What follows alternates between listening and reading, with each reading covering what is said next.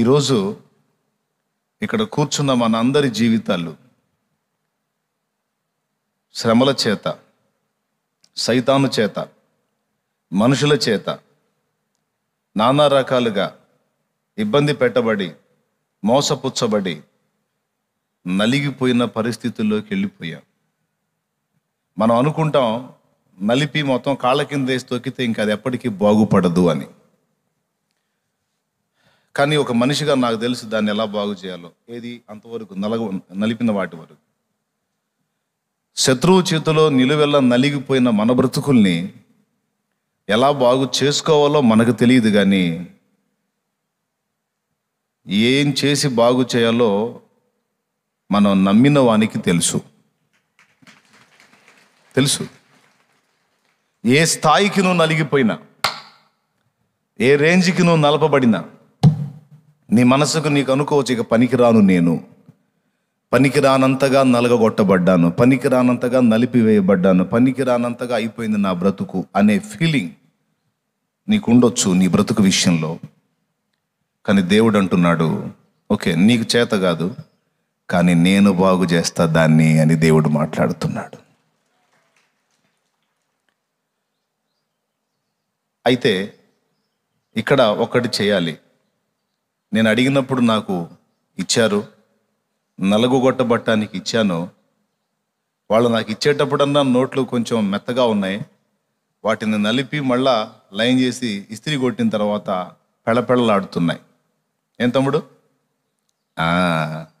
అలాగా మన బ్రతుకులను ఆయనను నమ్మి ఆయన చేతుల్లో పెట్టగలిగినట్లయితే ఏ స్థాయికి నువ్వు నలిగిపోయినా,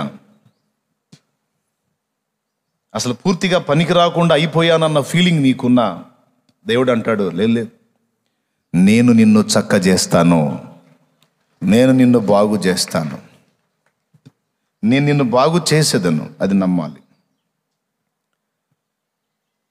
కొన్ని విషయాలు మాటలతో చెబితే అర్థమవుతాయి, కొన్ని చూపిస్తే అర్థమవుతాయి. సింపుల్గా ఒక మెసేజ్ మీకు అందిందని నేను అనుకుంటున్నాను. అది ఏ స్థాయిదో నాకు చెప్పొద్దు. నువ్వు అప్పులా, ఇబ్బందా, రోగమా, నీ శరీర వ్యాధా, లేకపోతే ఇంకొకట, నీ కుటుంబం పతనం అయిందా, నీ జీవితం చిన్నాభిన్నమైందా, వ్యక్తుల్ని కోల్పోయావా, శూన్యంలాగా అయిపోయిందా, చిత్రవదగా అయిపోయిందా, అయితే అదంతా నీ ఫీలింగ్. దేవుడు అంటాడు, ఏం లేదు, నాకు అసాధ్యమైంది ఏమీ లేదు, నా పేరు ఎల్ షడ్డాయ్, అనగా సర్వశక్తి గల దేవుడను. నీవు నన్ను నమ్మి నా యందు విశ్వాసం ఉంచి నా చేతుల్లో నీ జీవితాన్ని ఉంచగలిగినట్లయితే, అది మాత్రం నువ్వు చేసే పనే. నా చేతుల్లోకి నీ జీవితాన్ని తీసుకొచ్చి నువ్వు అప్పచెప్పినట్లయితే, నేను బలవంతంగా తీసుకోవడానికి లేదు, నీ అంతటా నీవుగా నాకు అప్పగించగలిగితే నేను దాన్ని ఇలా చేస్తాను అని ఒక చిన్న సాక్ష్యం చూపించాను, అంతే. నేను దేవుని యొద్దకు వచ్చువారు ఆయన ఉన్నాడనియు, తన్ను వెదకువానికి ఫలము దయచేయువాడనియు మొదట నమ్మవలెను కదా అన్నాడు. దేవుని పాదాల చెంతకు వచ్చిన మనం దేవుని మీద ఏ విధమైన విశ్వాసం ఉంచాలి అనే దానికి ఒక నిరూపణ, ఒక సంగతిని గురించి, ఒక దాని గురించి కాదు, సమస్త విషయములలో ఆయన నమ్మదగిన వాడు, సమస్తమును చక్కబెట్టగల సమర్థుడు. చక్కబెట్టకపోయినను పర్వాలేదు, కానీ నేను మాత్రం ఆయన నమ్ముతా, ఆయన మీదే ఆనుకుంటా, ఆయన చేసే కార్యాల మీదనే నేను విశ్వాసం ఉంచుతా. బాగు చేయని, పాడు చేయని, ఏమన్నా చేయని ఆయనే చూసుకుంటాడు. గాయపరచని, స్వస్థపరచని, నా జీవితాన్ని నా ప్రభు చేతుల్లో పెట్టేసుకున్నాను, ఇక నాకు ప్రశాంతత ఉంది అనే నిశ్చయత మన అంతరంగంలో దేవుడు ఆశిస్తున్నాడు. ఇప్పుడు రకరకాలుగా నలగగొట్టబడిన వాళ్ళు ఎంతమంది ఉన్నారో చేతులు ఎత్తండి. ఎన్నో విధాలుగా నలగగొట్టబడ్డానన్నా, కృంగిపోయాను, చాలాసార్లు ఈ బ్రతుకు వేస్ట్, చచ్చిపోతే పోయింది కదా అన్న పరిస్థితులు కూడా నేను అనుభవించాను అన్నవాళ్ళు చేతులు ఎత్తవచ్చు. దేన్ని బట్టి నువ్వు అలాంటి భావనలోకి వెళ్ళిపోయావు? నువ్వు ఎదుర్కొన్న పరిస్థితులను బట్టి, నువ్వు నలిగిపోయిన అనుభవాలను బట్టి. నీ మట్టుకు నీకేమనిపించిందంటే ఇంకా నేను బాగుపడటం అనేది నాకేం కనబడట్లేదు, అసంభవం లాగుంది. ప్రియులారా, మీకే కాదు ఈ ఫీలింగ్, నాకు కూడా వచ్చింది ఒకరోజు. మీరు ఎంతసేపు ఏడ్చారో నాకు తెలియదు, కానీ ఒంటరిగా వెళ్ళి పెద్ద శబ్దంతో ఎలుగెత్తి ఎన్నోసార్లు ఏడ్చా. ఏమనో తెలుసా? దేవా, నిన్ను ఎరగక ముందు వేరే సంగతి, నిన్ను ఎరిగిన తరువాత కూడా నేను ఎంతో నలిగిపోతా ఉన్నాను. నా ప్రాణము తీయరాదా? నన్ను చంపరాదా? దేవా, నేను బ్రతకటం అవసరం అంటావా? నా ప్రాణం తీ ప్రభువా అని ఏడ్చాను. ఇది అబద్ధం కాదు, నిజం. బలిపీఠం మీద ఉండి నేను అబద్ధాలు చెప్పకూడదు అంటే బయట చెప్పొచ్చు అంటే ఎక్కడా చెప్పకూడదు. నిజం చెప్తున్నాను. నేను ఎదుర్కొన్న పరిస్థితులకి, నా హృదయంలో ఉన్న బాధలకి నాకు నేను అట్లా ఏడ్చాను. ఏమని? నా ప్రాణం తీసుకోమని. నా అంతటా నేను చస్తే నరకాగ్నికి వెళ్ళాలి, తీర్పులోకి రావాలి. కాబట్టి నువ్వే నా ప్రాణం తీసుకో, నాకు ఈ బ్రతుకు ఇష్టం లేదు ప్రభువా అని ఏడ్చాను. మీరు అంటారేమో, నీకేం మాయరావురా, బాగానే ఉన్నావు. కానీ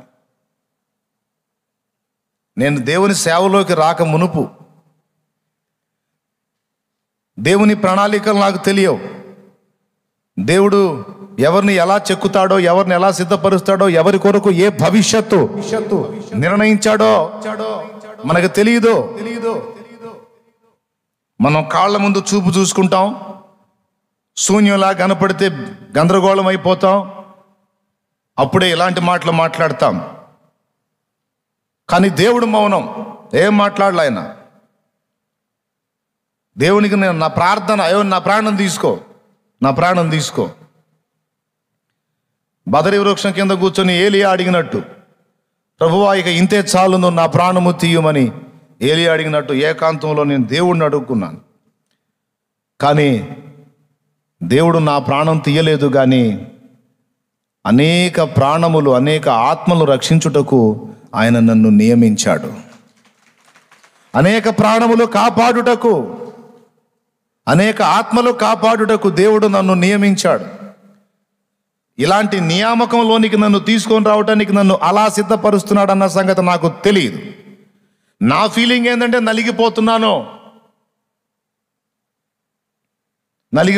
ఇక తట్టుకోలేను. కానీ దేవుడు జోక్యం చేసుకున్నాడు. అయితే ఒక నిరీక్షణ ఉంది. మొత్తానికి ఇంతగా నలుపుతున్నాడు, చంపమన్నా చావగొట్టట్లేదు, బతకనిస్తున్నాడు. ఎందుకు ఇలాగా పట్టి పట్టినట్టు ఉంటాడు? అయితే మళ్ళీ ఒక పక్క ఒక నిరీక్షణ, ఏదో చేయబోతున్నాడు. హల్లెలూయా, హల్లెలూయా. ఏదో చేయబోతున్నాడు అని ఏడ్చి మళ్ళా గుండె దిటో చేసుకొని మళ్ళా వచ్చి నా విధుల్లోకి నేను ప్రవేశించేవాడిని. చూస్తానే ఆ అనుభవాలన్నీ మార్చేసి, ఆ చేదులన్నీ నాకు అనుభవాలుగా నేర్పి క్రమక్రమంగా పరిస్థితుల్ని మార్పు చేసి ఈరోజు నేను అనుకునేటట్టు చేశాడు. నా జన్మ ధన్యమని, నా జన్మ ధన్యమైపోయింది నాయన. ఏదో పాటలో కూడా పాడుకున్నట్టున్నాను.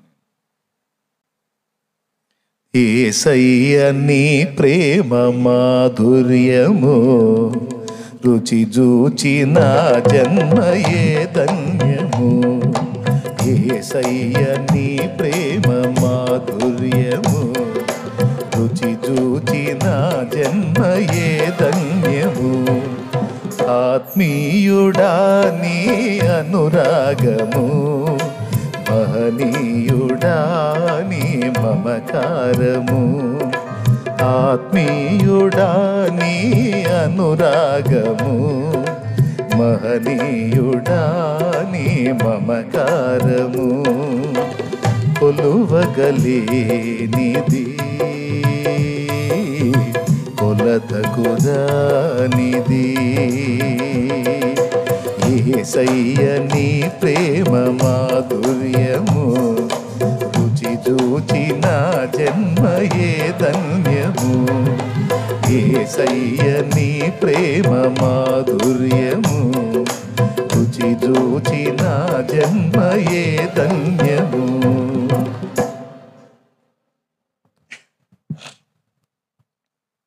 మనుషులలోనా దొరకని ప్రేమ, మహిమగల దేవ నీలో దొరికినది. మనుషులలోనా దొరకని ప్రేమ, మహిమగల దేవ నీలో దొరికినది. మనసున రేగే ఆవేదనంతా నీ పాదముల చెంతే తొలగిపోయినది. మనసున రేగే ఆవేదనంతా నీ పాదముల చెంతే తొలగిపోయినది. యేసయ్య నీ ప్రేమ రుచి చూచి నా జన్మయే ధన్యము. యేసయ్య నీ ప్రేమ మాధుర్యము, రుచి చూచి నా జన్మయే ధన్యము. ఆత్మీయుడా నీ అనురాగము, మహనీయుడా నీ మమకారము. దేవునికి మహిమ. దేవుణ్ణి నమ్ముకున్నాను, దేవుణ్ణి నమ్ముకున్నాను, దేవుణ్ణి విశ్వసిస్తున్నానని మాట చెప్పటం కాదు. మనం ఎదుర్కొంటున్న పరిస్థితులలో స్థిర విశ్వాసాన్ని కనపరిచే విధంగా మన మాట, మన ఆలోచన, మన నిరీక్షణ ఉండాలి. నేను దేవుణ్ణి విశ్వసిస్తున్నానని నమ్మిన నీవు, దేవుడు అంటాడు ఇక పూర్ణ శాంతి గలవానివై ఉండు. ఏం పూర్ణ శాంతి ప్రభువా, నాకేం అర్థం కాకపోతుంటే అంటే అది నేను చూసుకుంటాగా. నువ్వు నమ్మాలి. ఏమి నమ్మాలి అంటే వరుసగా చెప్పాను, పొద్దున్న నుంచి చెప్పుకుంటూ వస్తున్నా. హనోకు ఏమి నమ్మాడు, ఏం విశ్వసించాడని ముందు చెప్పాను. ఆయన రక్షణను విశ్వసించాడు, ఆయన ప్రేమను విశ్వసించాడు. ఇప్పుడు మూడోది చెప్తున్నా, దేవుడు ఎంత శక్తివంతుడో హనోకు నమ్మాడు. దేవునికి స్తోత్రం కలుగును గాక. హల్లెలూయా. దేవుడు సర్వశక్తుడని, ఆయనకు సమస్తము సాధ్యమని నమ్మాడు కాబట్టే ఆయనతో నడిచాడు. ఇప్పుడు మనం ఎవరినన్నా ఫాలో అవ్వాలి, ఎవరి మీదన్నా డిపెండ్ అవ్వాలంటే ముందు అతడు బలవంతుడా కాదా అనేది మనం చూసుకుంటాంగా.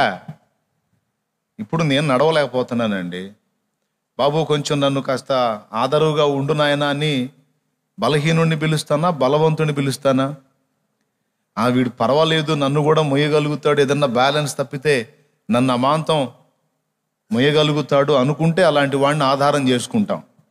మనకంటే పీసోడు నిలబడ్డాడు అనుకో, మామూలు మాట చెప్తున్నా, మనమే బలహీనంగా ఉంటే ఇంకా సన్నగా కట్టెపుల్ల లెక్కున్నోడు ఉన్నాడు అనుకో, మనం వాని మీద ఏం ఆధారపడతాం? నేను మోస్తాను రా అంటే, ఒరే బాబు ముందు నువ్వు కింద పడేటట్టున్నా, నేను వేయాల్సి వచ్చింది, పక్కకు పోరా బాబు. అవునా కాదా? మనం ఒకటి మీద ఆధారపడాలంటే ముందు వాడు బలవంతుడా కాదా చూసుకుంటాం, తర్వాత అతని మీద మనం ఆనుకొని నడుస్తాం. ఏమంటారు?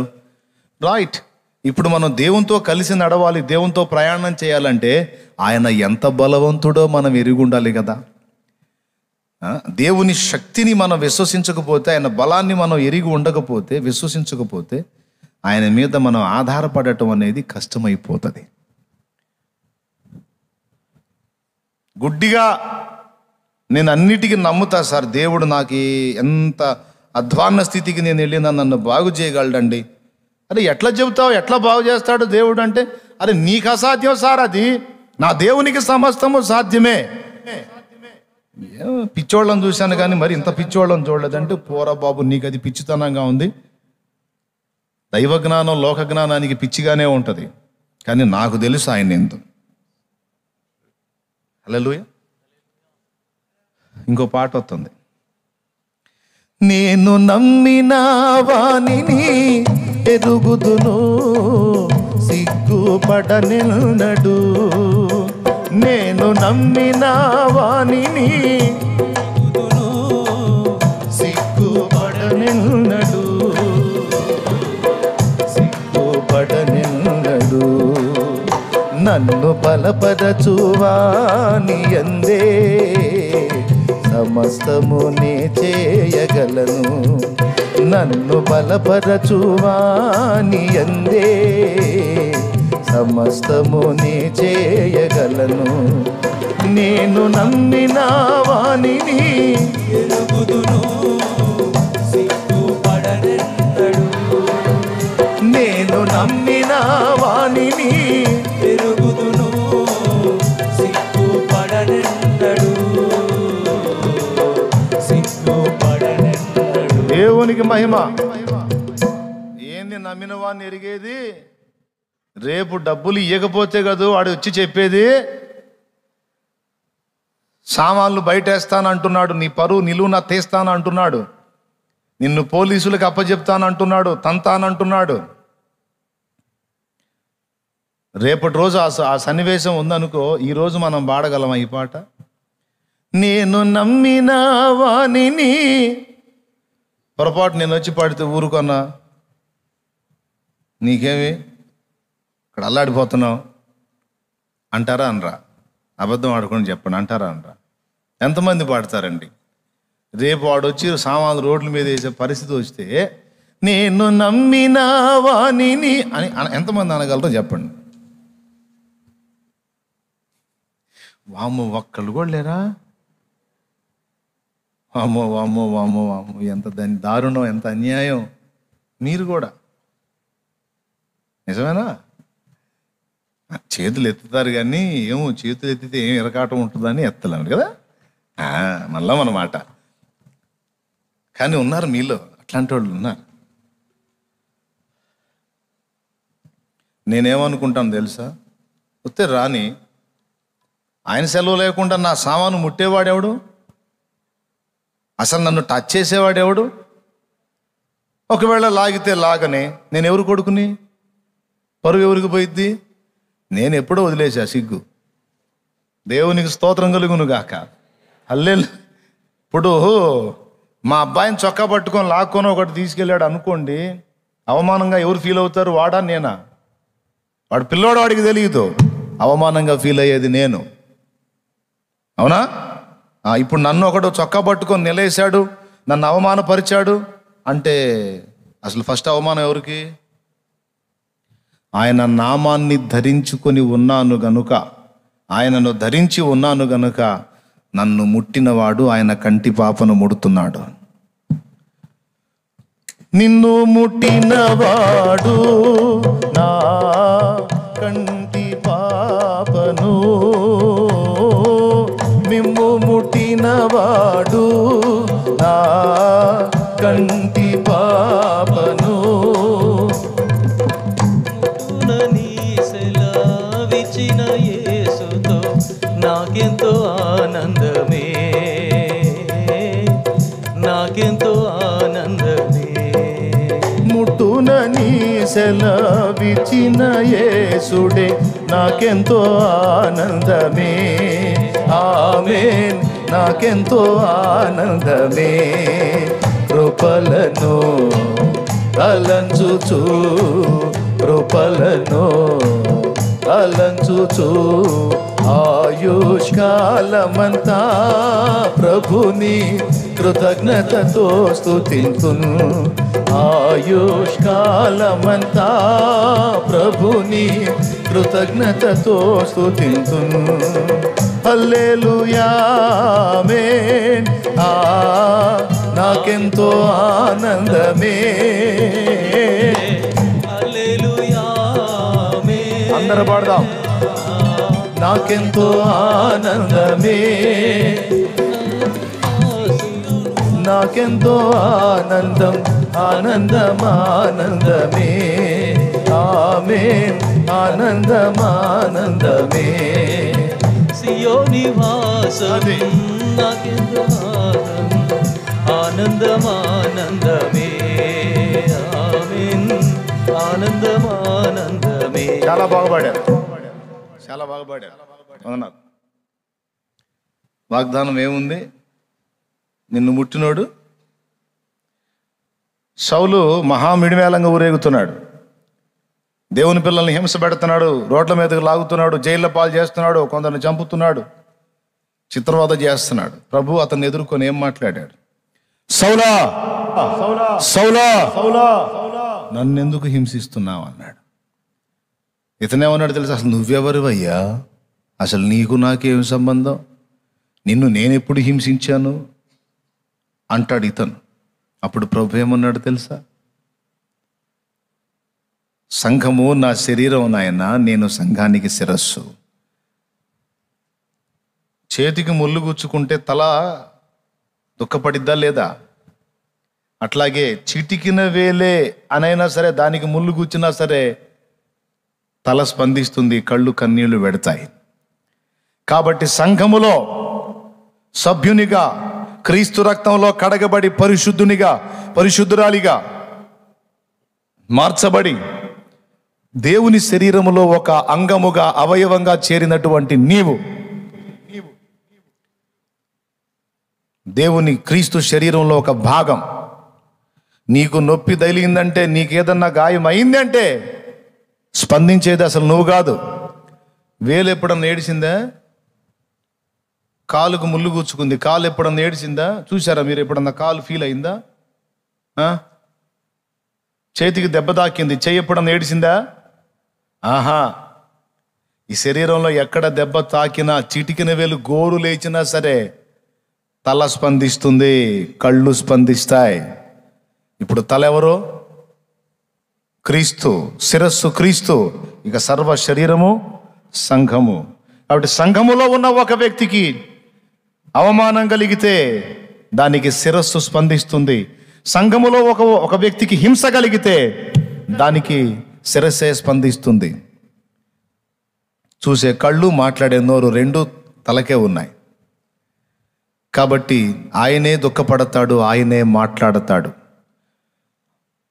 దుఃఖపడ్డాడు. సౌలా, నన్నెందుకు రా బాబు హింసిస్తున్నావు? నువ్వెవరువయ్యా అసలు అంటే, నా పిల్లలు నాలో భాగం రా, వాళ్ళకి అంత గీతబడ్డా నాకు నొప్పి కలిగిద్ది. ఇది నిజం. వాళ్ళకంత ఇబ్బంది కలిగిన నాకు నొప్పి కలిగిద్ది.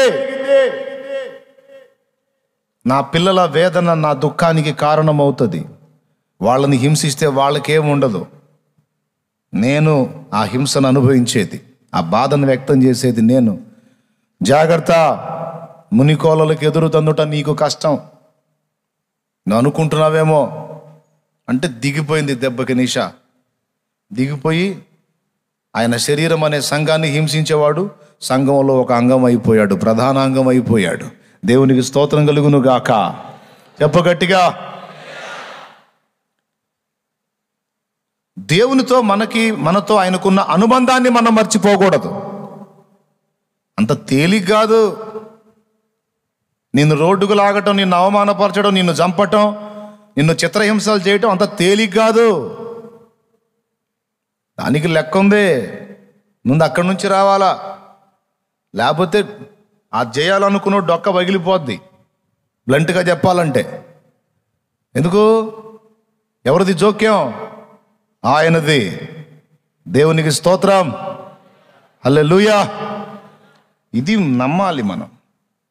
ఇలా నేను ప్రభువుతో అనుసంధానం అయిపోయాను, నా జీవం ఆయనలో దాచబడింది. ఇప్పుడు నాకు నొప్పి కలిగితే ముందు బాధపడేది ఆయన. ఇది మనం గుర్తించినట్లయితే ధైర్యం, ప్రశాంతత ఉంటుంది. రేపు సమస్య అయినా సరే ఈరోజు హాయిగా పేతురులాగా నిద్రపోవచ్చు. తెల్లవారితే శిక్ష, తెల్లవారితే శిక్ష. ఎక్కడే ఏం కత్తితో చంపిస్తాడో ఇంకో రకంగా చంపిస్తాడో తెలియదు. అపోస్తల కార్యం 12లో ఈయన మాత్రం 4 చతుష్టయముల సైన్యము మధ్యలో పండుకొని గురకబెట్టి నిద్రపోతాడు.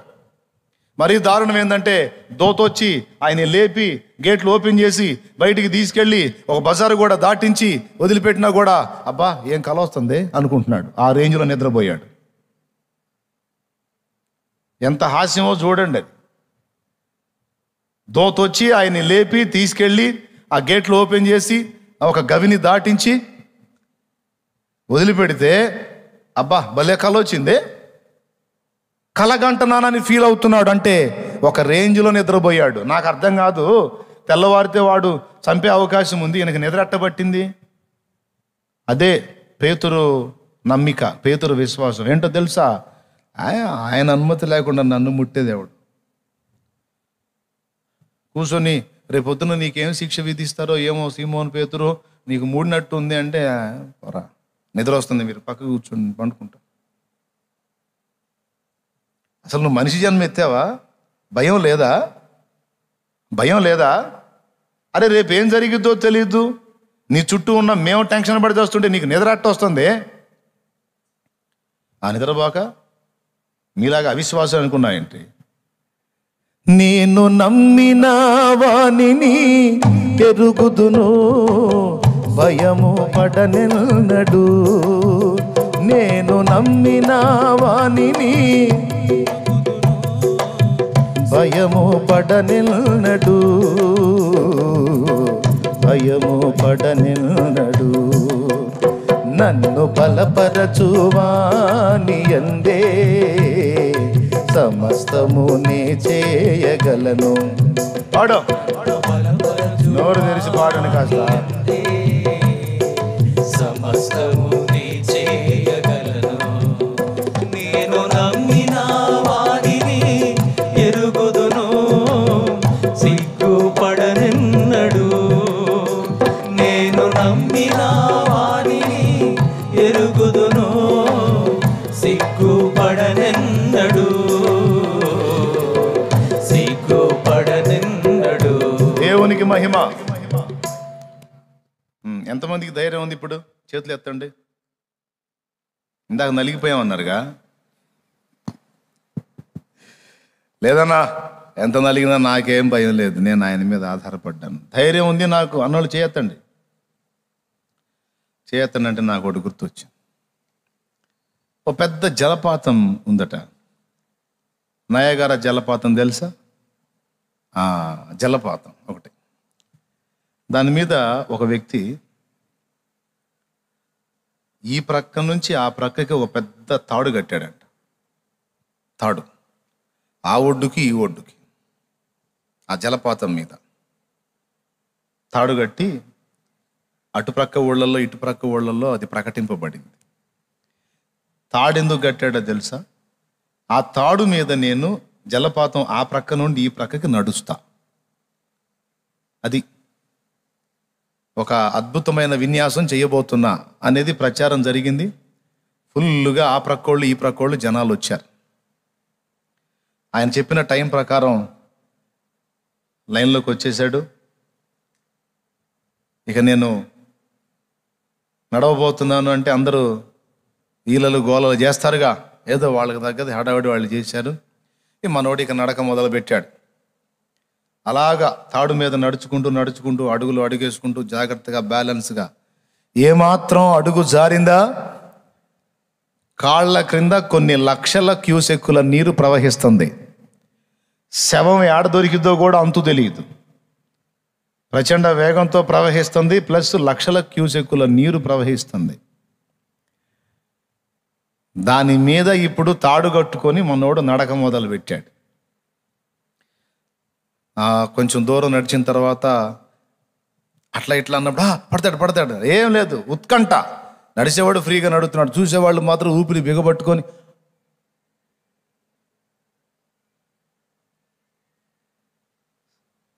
సగానికి వెళ్ళాడు, ఇంకొంచెం ముందుకు వెళ్ళాడు, ఆ దరికి చేరాడు.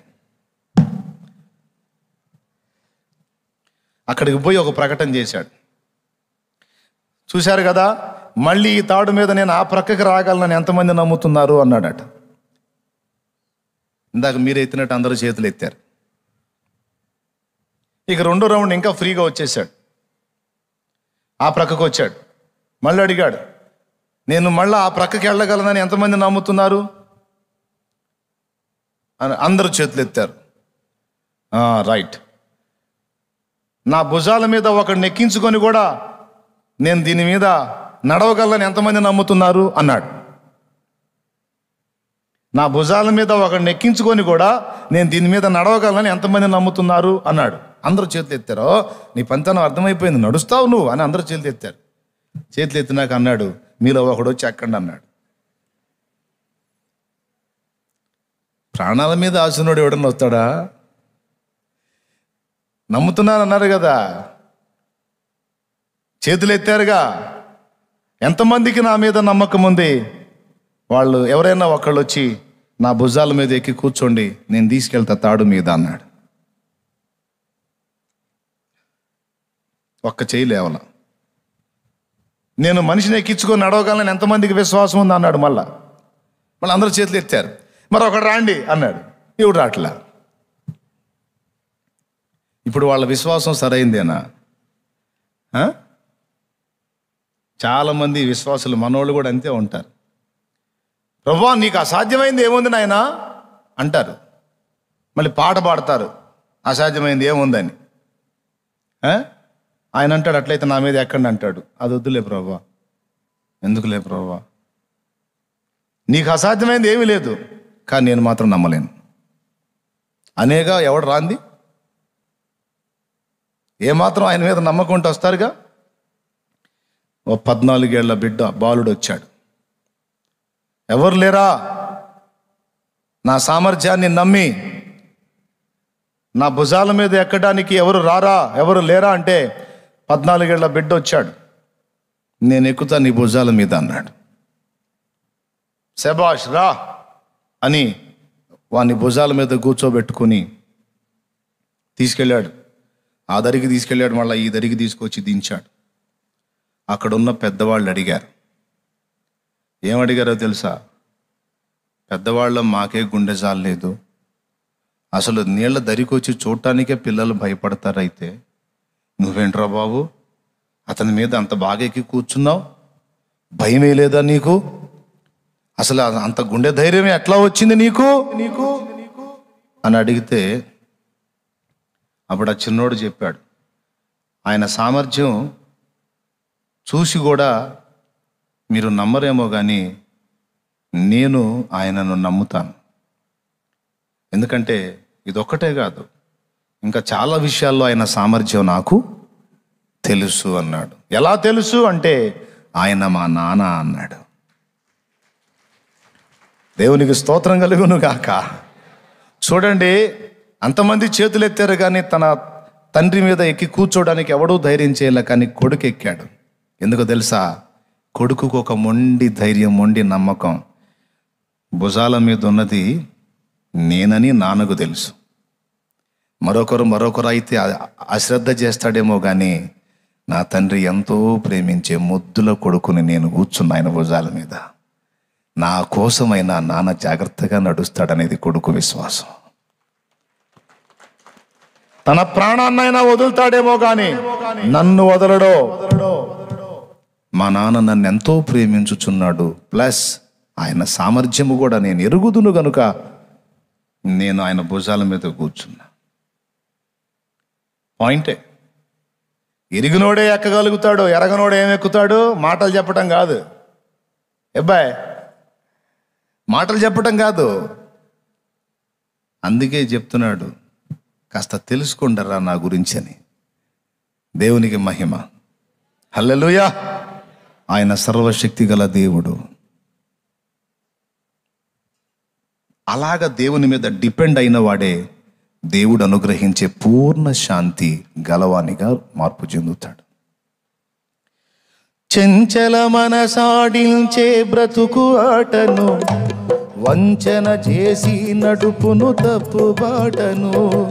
చెంచల మనసాడించే బ్రతుకు ఆటను వంచన చేసి నడుపును తప్పు బాటను.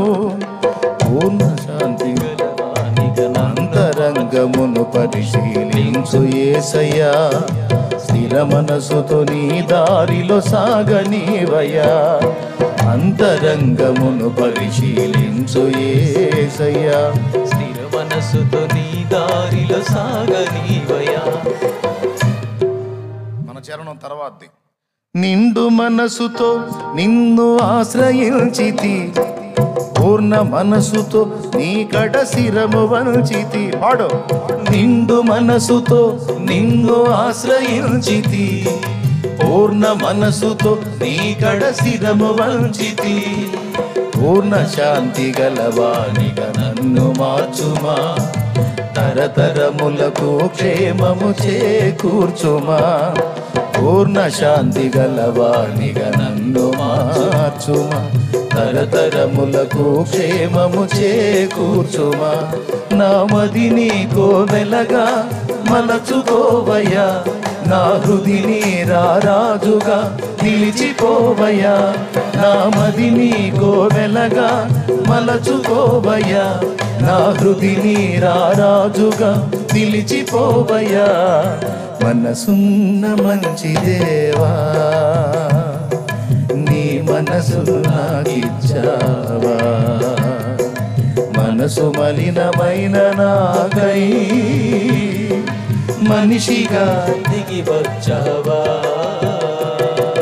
మనసున్న మంచి దేవా.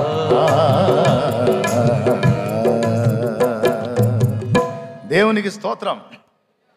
ఎంతమంది నమ్ముతున్నారండి ఇప్పుడు దేవుణ్ణి? నువ్వు చేతులు ఎత్తవేంది, నువ్వు నమ్మవా? మరి చేయొద్దు. నేనైతే 2 చేతులు ఎత్తి నమ్ముతాను దేవుడు. ఎప్పుడో నమ్మి ఆయన మీద ఆనుకొని ఇన్ని సంవత్సరాలు ప్రయాణం చేశా. మరి ఇంకెవరి మీద ఆనుకుందును? మరి ఇంకెవరు నమ్మదగిన వారు? నమ్మదగిన వాడు ఒక్కడే, సర్వశక్తి గల వాడు ఒక్కడే, ఏదైనా చేయగల సమర్థుడు ఆ ఒక్కడే.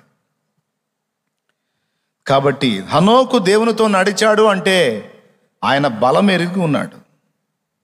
అందుకే ఇక సొంతంగా నడవటానికి ఇష్టపడలా. ఆయన సర్వశక్తుడు, ఏదైనా ఆయన చూసుకుంటాడు. ఎదురయ్యే అవరోధం యేసే తొలగించును. ఎదురయ్యే అవరోధం యేసే తొలగించును. స్థిరమైన విశ్వాసం నాలో కలిగించును. స్థిరమైన విశ్వాసం నాలో కలిగించును. ఆగిపోదు నా పాట గమ్యం చేరేదాకా. ఆగిపోదు నా పాట గమ్యం చేరేదాకా. సాగుతుంది ప్రతి పూట నా పరుగు ముగిసేదాకా. సాగుతుంది ప్రతి పూట నా పరుగు ముగిసేదాకా. ఆగిపోదు నా పాట.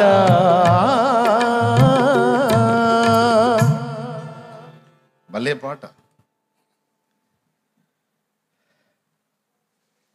మీకందరికీ ఆదరణ, ధైర్యం. ఇది ఎరుగున్నాడు కాబట్టి హనోకు దేవునితో నడిచాడు. లాస్ట్ మాట చెప్పేసి ముగిస్తా.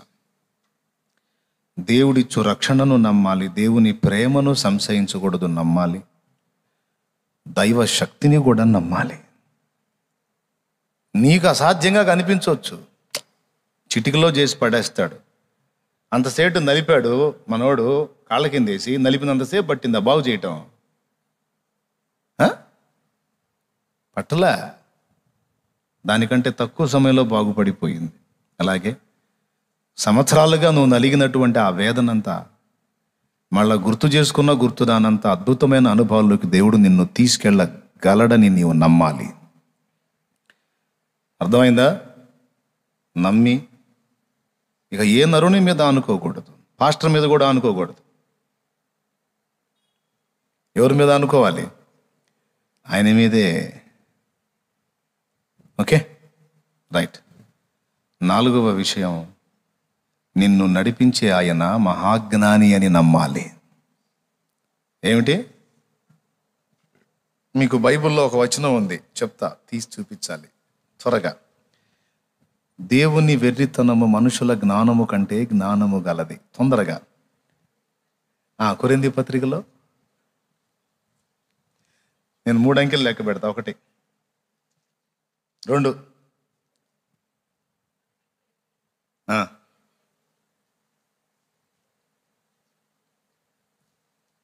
2, 1, 20, 1:25 చదువు.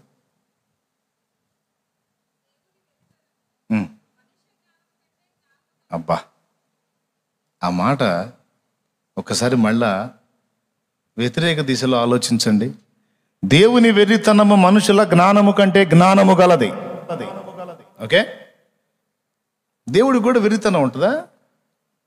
వెర్రితనం అంటే పిచ్చితనం. దేవుడికి కూడా పిచ్చి ఉందా? దేవుడికి కూడా వెర్రి ఉందా?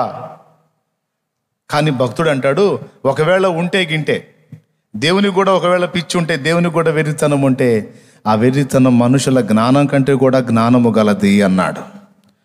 దేవునికి ఒకవేళ వెర్రితనం ఉంటే, ఆ వెర్రితనం కూడా నీ జ్ఞానానికి మించిన జ్ఞానమయ్యా అంటాడు. వాస్తవంగా దేవునికి వెర్రితనం లేదు, పిచ్చితనం లేదు. కానీ కొన్నిసార్లు మన జీవితంలో ఆయన తీసుకునే నిర్ణయాలు, ఆయన నడిపించే విధానాలు, మనకు అనుమతించే పరిస్థితులు మన మట్టుకు మనకు కొన్నిసార్లు అంతే అనిపిస్తుంది, దేవుడు ఎందుకు ఇలా చేస్తున్నాడు అని. ఆ మాటకు అర్థం ఏంది? దేవుడు ఎందుకు ఇలా చేస్తున్నాడు అంటే పిచ్చి పనులు చేస్తున్నాడు అనేగా. నీ డైలాగ్ అర్థం ఏంది అసలు? దేవుడు ఎందుకు ఇలా చేస్తున్నాడు, ఎందుకు ఇట్లా చేస్తున్నాడు అంటే పిచ్చి పని అనేగా. ఓకే, నీకు పిచ్చి పనిలా కనపడ్డ దానిలో కూడా మహాజ్ఞానం దాగి ఉంది, అది గుర్తుపట్టు నువ్వు అంటాడు. ప్రపంచంలో ఎందుకు అసలు దేవుడు ఎట్టు వదిలేశాడు? దేవుడు ఈ గందరగోళం ఏంది అసలు? అంత పిచ్చి పిచ్చిగా ఉంది ఈ సృష్టి అంతా కూడా, అంత గందరగోళంగా ఉంది, వెర్రితనంగా ఉంది. అసలు ఆయన రావటం ఏంది, భూమి మీదకి వచ్చి ఆయన ప్రాణం పెట్టడం ఏంది, వెర్రితనం. దేవుని చేష్టలు కొంతమందికి పిచ్చితనంలా కనపడతాయి. ఆయన రావటం ఏంది, ఆయన దెబ్బలు తింటం ఏంది, ఆయన మానవాకరులో రావటం ఏంది, ఆయన ఉమ్ములు సహించటం ఏంది, ఆయన సిలువను ఎక్కటం ఏంది, ఏంది ఇది పిచ్చిగోల? ఒరే ఒరే ఒరే ఒరే పిచ్చితనమా? ఆయన సిలువ కొంతమందికి వెర్రితనము ఉంది. ఆ మాట అక్కడే ఉంది, 1 కొరింథీలోనే 1వ అధ్యాయంలోనే. నశించు వారికి నీ సిలువ వెర్రితనముగనున్నది. నశించు వారికి నీ సిలువ వెర్రితనముగనున్నది. రక్షింపబడుచున్న పాపికి దేవాని శక్తి అయి ఉన్నది. రక్షింపబడుచున్న పాపికి దేవాని శక్తి అయి ఉన్నది. నీ రక్తమే నన్ను శుద్ధీకరించు, నీ రక్తమే నా బాలము. సిలువ వెర్రితనం కొంతమందికి. సిలువ వెర్రితనం అని మీరు అనుకుంటున్నారుగా, ఆ వెర్రితనాన్నే ఉపయోగించి అనేక మందిని రక్షించుకున్నట దేవుని చిత్తమై ఉన్నది. దేవుడు చేసే కార్యాలు కొన్నిసార్లు మనకు అర్థం కావు, పిచ్చి పనుల్లాగా ఉంటాయి. దీనికి పక్కాగా సూటబుల్ అయ్యే ఒక ఎగ్జాంపుల్ చాలా కాలం క్రితం చెప్పా. ఒక దైవజనుడు చెప్పగా విన్నాను నేను. అది మంచి దైవజనుడు, పెద్దవాడు, ఆయన నోట నుండి నేను విన్నాను ఆ మాట, ఆ ఎగ్జాంపుల్. వాస్తవంగా అది చందమామ కథల పుస్తకంలోది. చందమామ, బొమ్మరిల్లు, బాలమిత్ర, మనం చిన్నప్పుడు కథల పుస్తకాల్లో వచ్చాయి, గుర్తుందా? అలాంటి కథల పుస్తకాల్లో ఒక కథ వినడానికి బాగుంటుంది. చెప్పేదా? ముందే చెప్పా కథ అని. కొంతమంది నేను ఎగ్జాంపుల్ చెబితే అందులో లాజిక్లు దేవులాడతారు. సోది మైండ్లు అన్నమాట. ఎగ్జాంపుల్లో పులి మాట్లాడిద్ది, పిల్లి మాట్లాడిద్ది, ఎలుక మాట్లాడిద్ది, ఏవైనా మాట్లాడతాయి. కవి మాట్లాడిస్తాడు, ఎలుక ఎట్ట మాట్లాడిద్ది అని పిచ్చి లాజిక్లు దిగకూడదు, చెప్పింది వినాల. అందులో ఉన్న విషయం ఏందో పట్టుకోవాలి, కానీ చెప్పే ఎగ్జాంపుల్స్లో లాజిక్లు దేవులాడకూడదు. ఒకళ్ళు ఉంటారన్నమాట ఆఫ్ మైండ్ వాళ్ళు. అట్లాంటి వాళ్ళు ఎవరన్నా ఉంటే ఇప్పుడు గుర్తుపెట్టుకోండి. ఓకే, వినండి. టైం అయిపోయినట్టుంది, ఈసారి చెప్తాలే. ప్రార్థన చేసుకుందాం మరిగా. చెప్పేదా? చెప్తా. రాజు అరణ్యంలో ప్రయాణమే వెళ్తున్నాడు. కొంచెం దూరం వెళ్ళిన తర్వాత వేటరందిలో పడి దారి తప్పాడు. పొయ్యి అడవి, పెద్ద మహా అడవి అది. అడవిలో దారి తప్పితే ఇక వాడు ఇంటికి చేరతాడన్నది నమ్మకాలు తక్కువ. ఈ మధ్య కాలంలో కూడా అడవిలో గుప్త నిధులు ఉన్నాయని పాపం 2-3 పోయారు గుప్త నిధులు. ఆ గుప్త నిధుల సంగతి ఏమో కానీ వీళ్ళు అడవిలో దారి తప్పి నీళ్లు లేక తిరిగి 3 రోజులకి అక్కడొకడు చచ్చిపోయారు. చివరికి వాళ్ళు ఎవరో ఒకటి జాడాన్ని పట్టుకొని ఒక శవం దొరికి దాన్ని బట్టి మిగిలినవి కూడా దేవులాడారు. అడవిలో దారి తప్పితే ఇంకంతే ఇల్లు చేరు. ఈ రాజు దారి తప్పి వెళ్ళిపోయాడు. పోతా ఉన్నాడు. రాజు కాబట్టి భయపడలేదు, ధైర్యంగా వెళ్తా బాగా నట్ట అడవిలోకి వెళ్ళిపోయాడు. ఇక జనసంచారం కానీ ఇక ఏది కూడా ఉండని ప్రమాదకరమైనటువంటి ప్రదేశం అన్నమాట. ఆ ప్రదేశంలోకి వెళ్ళిపోతే అక్కడ ఒక అందమైన కొలను కనపడుతుంది.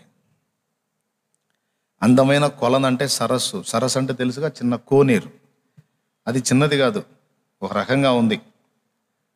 ఆ కోనేటి దగ్గర రాజు జీవితకాలంలో చూడలేనటువంటి ఒక అద్భుతమైన సౌందర్యవంతురాలైన దేవకన్య అక్కడ నిలిచి ఉంది. అసలు ఆమె సౌందర్యం చూసి ముగ్ధుడై పరవశుడైపోయాడు మహారాజు. దారి తప్పాను, ఇల్లు ఎట్ట చేరాలన్న ఆలోచన మర్చిపోయి ఆమె సౌందర్యాన్ని అలాగనే చూస్తూ కొంత సమయం గడిపేసి ఇక ఉండబట్టలేక ఆమె ఎదుటికి వెళ్ళాడు. ఆమె అడిగింది, ఎవరు నువ్వు, ఎందుకు వచ్చావు? నేను ఫలానా రాజ్యపు మహారాజును, దారి తప్పాను, ఇక్కడికి వచ్చాను, నిన్ను చూశాను, ఇక నేను ఇంకా ఎటు చూడలేకపోతున్నాను అన్నాడు. అంటే ఏమిటంది? నిన్ను అమితంగా ప్రేమిస్తున్నాను అన్నాడు. కురూపి దగ్గరికి పోయి ఎవడు చెప్పాడు ఆ మాట? ఇప్పుడు లోకంలో కూడా కొంతమంది అమ్మాయిలు అబ్బాయి ప్రేమిస్తున్నాడు అంటే నేనంటే అతనికి చాలా ఇష్టం అంటది. దేన్ని బట్ట తెలుసా? సొగసు జూచి, వద్దులే టైం లేదు, అవునా? సౌందర్యవంతురాలైతే వాడు ఐ లవ్ యూ అంటాడు. కురూపి దగ్గరికి పోయి అంటాడు ఎవడన్నా? అలా అనేవాడు యథార్థవంతుడు. అట్టంటోడు ఉంటే దండేసి దండం పెడతాను నేను. దేవునికి స్తోత్రం, హల్లెలూయా. భయంకరమైన మనిషి దగ్గరికి పోయి ఐ లవ్ యూ అనేవాడు ఎవడైనా ఉంటే దండేసి దండం పెట్టాలి. మనుషుల్లో ఎవరు లేరు, ప్రభు అయిన యేసు ఉన్నాడు. కురూపినైనా వికారినైనా హక్కున చేర్చును యేసయ్య ప్రేమ. కురూపినైనా వికారినైనా హక్కున చేర్చును యేసయ్య ప్రేమ. ప్రేమంటే ప్రేమ, యేసయ్య ప్రేమ, లోకాన దొరకనిదా ప్రేమ. జ్ఞానాని కందని తండ్రి ప్రేమ. Praise the lord. ఆ అమ్మగారి సౌందర్యం మనోడికి బాగా నచ్చింది, కళ్ళు తిప్పుకోలేకపోతున్నాడు.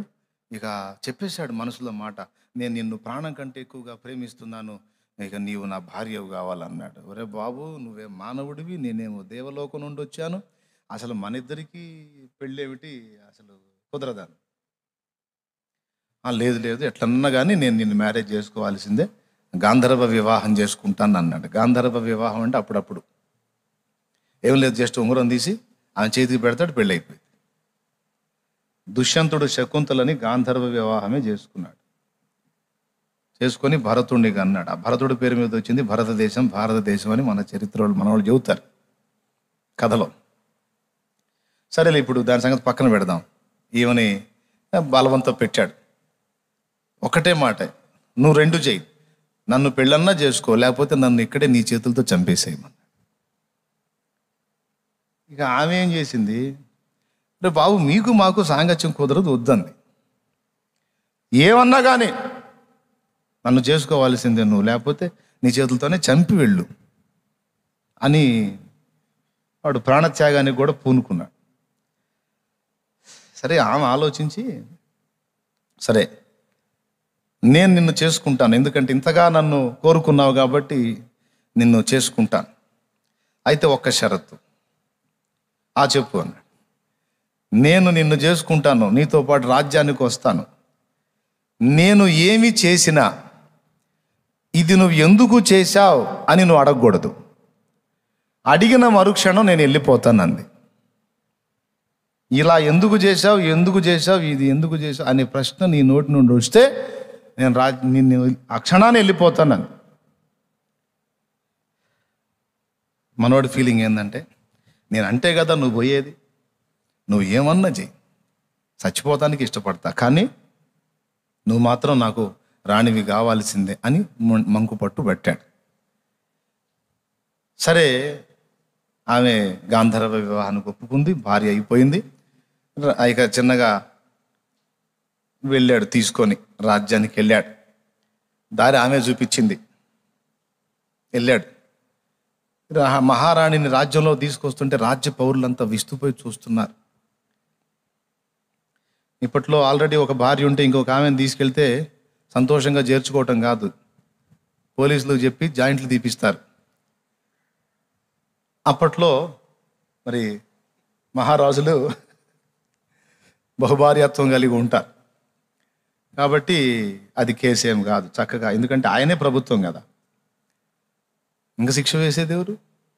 తీసుకొని వెళ్తా ఉంటే రాజ్య పౌరులంతా కూడా విస్తుపోయి చూస్తున్నారు. ఎందుకు తెలుసా? ఇంత సౌందర్యవంతురాలైన స్త్రీని ఇంతవరకు మేము చూడలేదు. సరే, చాలా సంతోషంగా జీవితం మొదలుపెట్టాడు. ఆమెతో సజావుగా సాగింది. సంతోషం, ఎంతో ఆనందం పొందాడు. ఆమె గర్భవతి అయింది. గర్భవతి అయిన సంతోషంగా సంబరం చేయించాడు. ఒకరోజు బిడ్డకు జన్మనిచ్చింది. మహారాజా, శుభవార్త. ఏమిటి? పండంటి మగబిడ్డ మహారాజా, యువరాజు పుట్టాడు అని దాసి చెప్పింది. వెంటనే మెళ్ళో ఏదో ఉంటుందిగా, తీసి హారం ఇచ్చేసి పో, పండగ చేసుకోపో అన్నాడు. కాసేపటి తర్వాత ఇంకొక ఆమె వచ్చి, మహారాజా మహారాజా. ఏమిటి?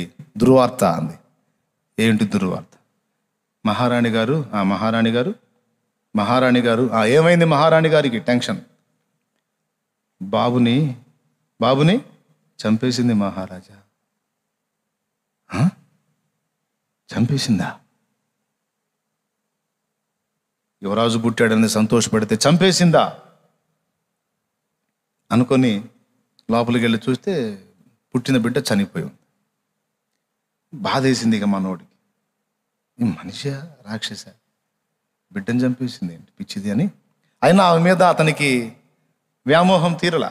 ఇంకా ఆమె భార్యగా కావాలనుకున్నాడు. అందుకని అడగబోయాడు. గుర్తొచ్చింది, నువ్వు ఎందుకు చేశావు అంటే మాత్రం ఇంకంతే సంగతులు అంది కదా. ఇక అడగబోయేసరికి గుర్తొచ్చింది. మా అప్పతే పోయాడు అనుకున్నాడు. సరే, వాడిని తీసి వైనం చేశారు. మళ్ళా కొద్ది కాలానికి మళ్ళా ఆమె గర్భవతి అయింది. మళ్ళా ఒక బిడ్డకు జన్మనిచ్చింది. సంతోషంతో మళ్ళా కబురు వచ్చింది, మహారాజా శుభవార్త. ఏమిటి? మహారాణి గారు పండంటి మగబిడ్డకు జన్మనిచ్చింది. ఆహా, సంతోషం. కాసేపటికి మళ్ళా దుర్వార్త. మహారాజా, మహారాణి బిడ్డను చంపేసింది. ఎందుకు చేస్తుంది? మనిషా దెయ్యమా? అసలు ఏం అర్థం కావట్లేదు. కష్టపడి నెలలు నిండు మోసి బిడ్డను కని చంపేస్తుంది మూర్ఖురాలు. ఇది మనిషా దయ్యమా అని డౌటు. కానీ కాదు, ప్రత్యేకమైన వ్యక్తే, మనిషే. ఓకే. ఇంకా వ్యామోహం తీరలా. అడుగుదాం అనిపించింది, ఎందుకు చేస్తున్నావు ఈ పిచ్చి పనులు అందాం అనిపించింది. అంటే పోయిద్దిగా. లేదు ఇంకా ఉండాల. ఒక్కొక్కడికి అంతే. ఒక పక్క దరిద్ర పనులతో నాశనం అవుతున్నా సిగ్గురాదు, కొనసాగిస్తానే ఉంటారు. దేవునికి స్తోత్రం చెప్పండి మీరు. సరే, చేసేది ఏముందని బాధపడ్డాడు, వదిలేశాడు. ఓ రోజు పొరుగు రాజ్యపు రాజు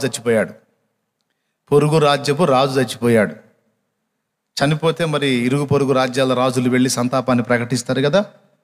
మనోడు ఈ మహారాణిని తీసుకున్నాడు. ఎవరిని? ఈ సౌందర్య రాశిని తీసుకొని రథం మీద ఎక్కించుకొని తీసుకెళ్ళాడు. అక్కడ వాతావరణం అంతా కూడా దుఃఖ సహితంగా ఉంది. అక్కడ రాజు చచ్చిపోయాడు. పాపం మహారాణి, అతని భార్య అతని మీద పడి మహారోదన, చాలా దుఃఖపడుతుంది. ఆమె ఏడుస్తూ ఆమె పలుకుతున్న మాటలు అక్కడ ఉన్న వాళ్ళంతా విని కన్నీరు మున్నీరు అవుతున్నారు. ఈ భార్యాభర్తలు కూడా వెళ్ళారు అక్కడికి, ఈ రాజు రాణి కూడా. పాపం ఈ రాజు కూడా కన్నీళ్ళు వస్తున్నాయి ఆమె దుఃఖం చూసి. వెంటనే ఈమె రాజు పక్కన ఉంది కదా రాణి, ఆమె వీళ్ళందరి మోకాలు చూసి వాళ్ళందరూ ఏడుస్తున్నారు. మహారాణి ఏడుస్తుంది, మృతదేహం అక్కడ ఉంది. ఈమె పక్కున పక్క నవ్వింది. ఇప్పుడు అందరూ ఏడుస్తున్నప్పుడు అందరికీ వినబడేటట్టు ఒకళ్ళు పక్క నవ్వితే ఏమంటారు? ఆ పరువు నిలువున పోయింది ఎవరికి? అప్పుడు కొంచెం డౌట్ వచ్చింది, ఏదో మెంటల్ దానిలాగా ఉందని. అర్థమైందా? సరే, ఇక్కడ ఉండకూడదు, నువ్వు అర్జెంటుగా ఇక్కడ నుంచి పక్కకి పదా అని ఆమెను పక్కకి తీసుకెళ్ళి ఆ మహారాజును హత్య చేసిన వాడిని ఉరి తీస్తూ ఉంటే అక్కడికి తీసుకెళ్ళాడు. ఎందుకంటే అక్కడ దుర్మార్గుడు శిక్ష పొందుతున్నాడు కనుక అక్కడ నవ్వినా ఇబ్బంది లేదని. నవ్వుతుందిగా, ఆపుకోట్ల, అక్కడ నుంచి పక్కకు తెచ్చినా సరే నవ్వుతానే ఉంది. సరే, ఈ నవ్వేదో అక్కడ నవ్వితే ఇబ్బంది లేదని ఉరి తీసే స్థలానికి తీసుకెళ్ళాడు. అక్కడ ఆ రాజును హత్య చేసిన వాడిని ఉరి తీస్తున్నారు. ఉన్నోళ్ళందరూ తగిన శాస్తి జరిగింది, బాగా బుద్ధి చెప్తున్నాడు, అంతే చేయాలని అందరూ నవ్వుతా ఆ కార్యక్రమాన్ని చూస్తుంటే ఏం ఏడుస్తుంది చూడండి. నవ్వాల్సిన దగ్గర ఏమో ఏడుస్తుంది, హత్య చేసిన హంతకుడు శిక్ష పొందుతుంటేనేమో ఏడుస్తుంది, హత్య గావించబడి అన్యాయం అయిపోయిన వాడు ఆ దగ్గర ఏమో నవ్వుతుంది. కన్ఫర్మ్ చేసుకున్నాడే, మెంటల్ రకం లాగుంది, చాదస్తపది, పిచ్చిదాన్ని చేసుకున్నాను ఏంటి, నేను పిల్లల్ని చంపుతుంది, ఎక్కడ నవ్వాలో తెలియదు, ఎక్కడ ఏడవాలో తెలియదు అని కోపం వచ్చి ఎందుకు చేస్తున్నావు అనబోయాడు. అనబోయి మళ్ళా నువ్వు ఆ మాట అంటే పోతానందిగా, ఇంకా మమకారం. సరే, ఏదో ఆ మాట అణుచుకున్నాడు. ఆ కార్యక్రమం అయిపోయింది, పక్కకి వెళ్ళిపోయారు. మళ్ళా గర్భవతి అయింది, మళ్ళా బిడ్డ పుట్టాడు. ఇక ఈయన్ని కూడా బతకనిచ్చేటట్టు లేదు అని కాపలా కాసుకున్నాడు. పగటి వేళ కన్నది, నైట్ వాడిని తీసుకొని వెళ్తుంది, బయటికి వెళ్తుంది. ఇద్దరినేమో అక్కడే చంపింది, ఒకడినేమో బయటికి తీసుకెళ్తుంది. ఆగు అన్నాడు. ఏమిటంది? ఏంది నువ్వు చేస్తుంది అన్నాడు. నేను అన్న మాట గుర్తుందా అంది. ఉంది, తెలుసు, నువ్వు పోతావు, పోతే పోయావు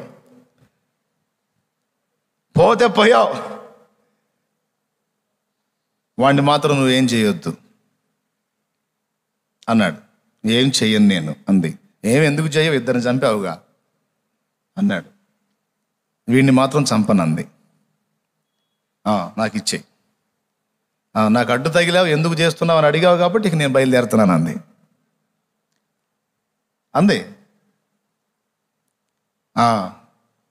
వెళ్ళు, అయితే ఒక మాట, ఎటుగుడి వెళ్తున్నావు కనుక అసలు నువ్వు అట్లా ఎందుకు చేసావో చెప్పెళ్ళు అన్నాడు. నువ్వు అట్లా ఎందుకు ప్రవర్తించావో, అట్లా ఎందుకు చేసావో కొంచెం చెప్పెళ్ళు అన్నాడు. అప్పుడు ఆమె చెప్పింది, మేము దేవలోకంలో ఉంటాం, మీరు నరలోకంలో ఉంటారు. మీకు ప్రస్తుతం గతం మాత్రమే తెలుసు, గతం తెలుసు జరిగిపోయింది కనుక, ప్రస్తుతం తెలుసు జరుగుతుంది కనుక, కానీ భవిష్యత్తు తెలియదు మీకు. మాకు దేవుని దగ్గర నుండి అదనపు శక్తి ఉంటుంది కనుక మాకు గతం తెలుసు, ప్రస్తుతం తెలుసు, భవిష్యత్తు కూడా మాకు తెలిసిపోయిద్ది, మాకు అర్థమైద్ది. మీకేమో తెలియదు. మొదటి బిడ్డని ఎందుకు చంపాను అంటే, నువ్వు నాకు భర్తవి, ఒక పతివ్రతగా నీ ప్రాణాన్ని కాపాడాల్సిన బాధ్యత నాకుంది. వీడు పెరిగి పెద్దవాడై నిన్ను హత్య చేస్తాడు. వీడు పెరిగి పెద్దవాడై నిన్ను హత్య చేస్తాడు రాజ్యం కోసం, దుర్మార్గుడు అవుతాడు. అందుకే వానికన్నా కూడా నాకు నువ్వు ముఖ్యం గనుక వాణ్ణి ఆ పసిప్రాయంలోనే చిదిమేశాను, అంటే నీకు కీడు కలగకుండాన్నట్లు. మరి రెండో వాడిని ఎందుకు చంపావు? వాడు శత్రువులతో చేతులు కలిపి వాడు కూడా అలాంటి క్రమంలోనే నీతో పాటు రాజ్యాన్ని కూడా ఎఫెక్ట్ చేసే అవకాశం ఉంది వాడు. అది నేను ఎరిగి వాడిని కూడా మొగ్గ దశలోనే చిదిమేశాను. మరి సరే కానీ అక్కడ మహారాజు చనిపోయిన దగ్గర మరి పక్కపక్క నవ్వావుగా, మరి అదెందుకు చేశావు అంటే అప్పుడు చెప్పింది, అక్కడ ఆ రాజు శవం మీద పడి ఏడుస్తున్న మహారాణి నటన చూసి ఆశ్చర్యం అనిపించి నవ్వాలే అంది. నటన ఏమిటి అన్నాడు. ఆమె అక్కడ శవం మీద పడి ఏడుస్తూ అంతమందిని ఏడిపించింది చూడు, ఎంత అద్భుతమైన నటనో అని నాకు ఆశ్చర్యం వేసి నవ్వొచ్చింది. ఆమె ఏడుస్తున్నందుకు సగం, ఆమె ఏడుపు చూసి నిజమని నమ్మి జనమంతా ఏడుస్తున్నారు చూడు, వాళ్ళ ఏడుపులు చూసి నాకు చాలా హాస్యం అనిపించి నవ్వాను. ఏం మాట్లాడుతున్నావు అంటే అప్పుడు చెప్పింది, అసలు ఆ రాజు చావుకి కారణం మరెవరో కాదు, ఆ మహారాణే. వాడిని చంపిందే ఆమె. అది మీకు తెలియదుగా, మరుగున ఏం జరిగిందో మీకు తెలియదుగా, కళ్ళ ముందు కనపడ్డది మీరు నమ్ముతారు. మీరు అసలు వాస్తవం నాకు తెలుసు కనుక నేను నవ్వాను. మరి ఉరి తీసేటప్పుడు వాడిని చూసి ఎందుకు ఏడ్చావు అని అడిగాడు. వాస్తవంగా వాడు నిరపరాధి. అందరూ ఏమనుకున్నారు? అపరాధిని పట్టుకొనేమో, హంతకురాల్ని పట్టుకొనేమో ఏడ్చారు, నిరపరాధిని పట్టుకుని ఉరి తీస్తాను నవ్వారు. ఈ మనుషుల చాదస్తపు క్రియను చూసి నాకేమో ఇక్కడ నవ్వొచ్చింది, అక్కడ పాపం ఏమి ఎరగని ఒక అభాగ్యుడు బలవుతుంటే దుఃఖము కలిగింది అంది. ఓహో అదే ఆ సంగతి.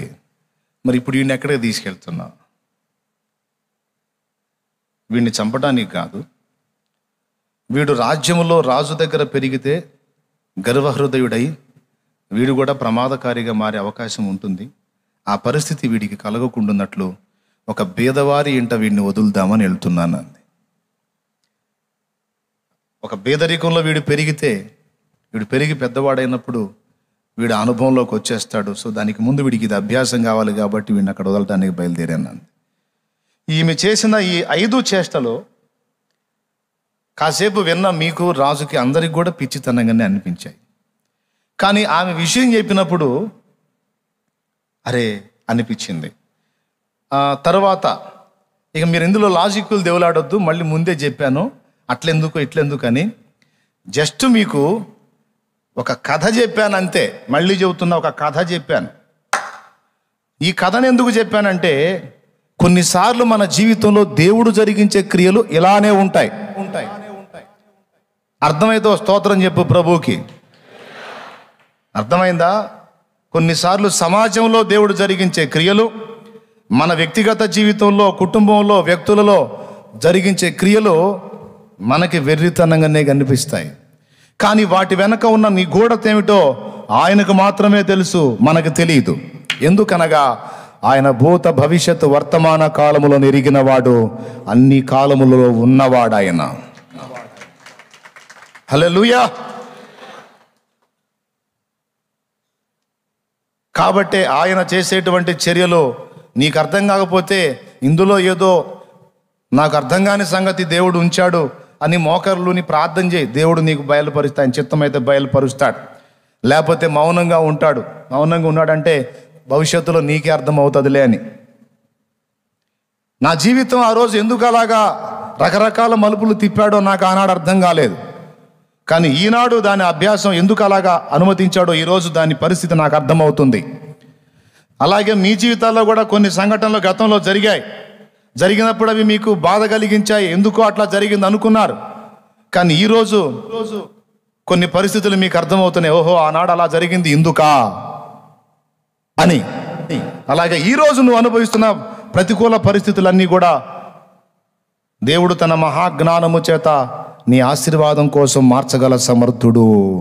సమస్తము కూడా నీ మంచి కొరకే కలిపి జరిపిస్తున్నాడు. దేవుణ్ణి ప్రేమించావు చూడు, దేవుణ్ణి ప్రేమించి హత్తుకున్నావు చూడు, అయిపోయింది.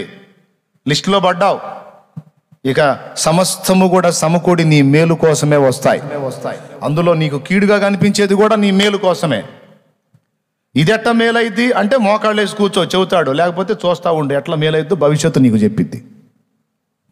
ఎంతమందికి అర్థమైంది? అంతేకాని దేవుడేదో పగబట్టాడు, దేవుడేదో పట్టించుకోవటం లేదు, దేవుడేందో నన్ను వదిలేసినట్టున్నాడు, ఇట్లాంటి పదాలు వాడొద్దు. దేవుని చర్యలు వెర్రిమొర్రి చేష్టలని భ్రమపడవద్దు. ఆయన సమస్త చర్యలలో సంపూర్ణ జ్ఞానము ఇమిడి ఉంది. హల్లెలూయా. బుద్ధియు జ్ఞానము సంపదలన్నీ గుప్తమయ్యున్నవి నీ యందే. బుద్ధియు జ్ఞానము సంపదలన్నీ గుప్తమయ్యున్నవి నీ యందే.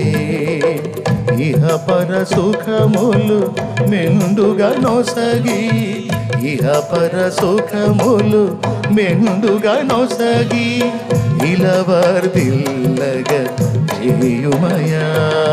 దేవారావయ్యా నీ దీవెనలీవయ్యా. మాకందరికి దేవారావయ్యా నీ దీవెనలీవయ్యా. చాలు, ఆ తర్వాత పాడితే మళ్ళీ పెళ్లి పాట అయింది. దేవునికి స్తోత్రం కలుగును గాక. బుద్ధి జ్ఞానముల సర్వ సంపదలు ఎవని యందు గుప్తములై ఉన్నవి. పిచ్చి పనులు చేస్తాడా? అనవసర పనులు చేస్తాడా? ఎప్పుడు అనుకోవద్దు. నమ్ముతావా దేవుని జ్ఞానాన్ని? నమ్ముతావా దేవుని శక్తిని? నమ్మవా? నమ్మకపోతే నీ కర్మ పో. నీ జ్ఞానం కాదే, మనుష్య జ్ఞానం కాదు, దైవ జ్ఞానము చేత నడిపించబడితే ధన్యమవుతుంది బ్రతుకు. సలహా చెబుతారు, ఆ బిజినెస్ బాగుంటుంది చేయకూడదు అని. ముఖం పగిలినాక అర్థమైద్ది. వాడి మాటలు నేను ఇట్ట అయిపోయానని. అదే దేవుని జ్ఞానం కనిపెట్టుకొని దేవుని దగ్గర అడిగితే దేవుడు చెప్తాడు దాని పర్యవసానం నీకు భవిష్యత్తులో ఎలా ఉంటుందో. ఆహా, దేవుడు ఈ చెప్పడానికి కూర్చున్నాడా అని కొంతమంది అంటారేమో. అరే, నీకు ఆత్మ సంబంధమైన చెబుతాడు. నువ్వు బాగా సమీపం అయితే భౌతికంగా కూడా నీకు ఆయన సలహాలు ఇస్తాడు. దేనికైనా మంచి సలహాదారు ఆయన. నేను శరీర సంబంధమైన సలహాలు ఇవ్వను, ఆత్మ సంబంధమైన వాటికి సలహాలు ఇస్తానని ఎప్పుడని చెప్పాడా? భక్తులు ఆ పాత నిబంధనలో చూడండి, భక్తులకు భౌతిక విషయాల్లో జోక్యం చేసుకున్నాడు, ఆత్మ సంబంధమైన విషయాల్లో కూడా రెండింటికి ఆయనే సమాధానం ఇచ్చి తన జ్ఞానము చేత నడిపించి వాళ్ళ జీవితాలు ధన్యం చేసి ఈ గ్రంథ పుటల్లో వాళ్ళ పేర్లు లిఖించాడు.